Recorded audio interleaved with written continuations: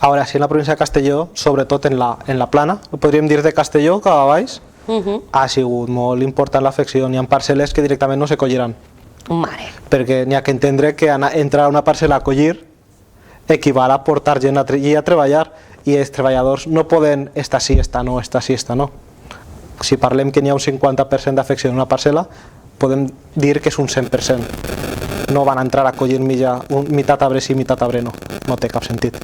Després sí que és veritat que n'hi ha altres parcel·les que potser tenen un 20%, un 25%, un 15%, un 5%, depèn les zones conforme estan, però sí. Diguem que la zona més afectada podríem parlar de Nules, la Vilavella, la Vall d'Uixó, les zones més afectades per el cotonet.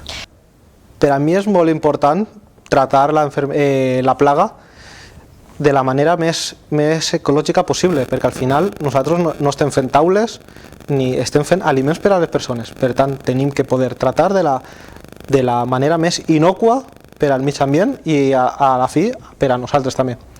Tenim un producte que seria el metilclorpirifos, que s'ha determinat que és tòxic, que no és beneficiós per a les persones. Perfecte, el llevem. Jo estic totalment d'acord en llevar-lo. El problema és que nos hem aventurat a llevar la solució sense prèviament haver pensat una altra solució. A mi me pareix perfecte que llevem productes que poden provocar malalties. Sí, evidentment. Tots estem totalment d'acord. Però, per favor, si me lleves aquesta alternativa, dona'm una altra. L'altra solució quina és? Els enemics naturals que hem parlat antes. Quin és el problema? Que ens hem ficat a pensar en aquests enemics naturals després d'haver eliminat el fitosanitari.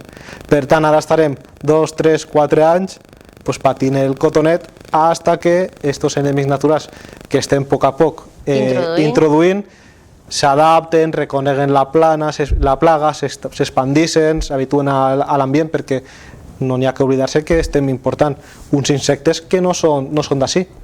Per tant, és que portem la meitat, s'amollarem i se moriran.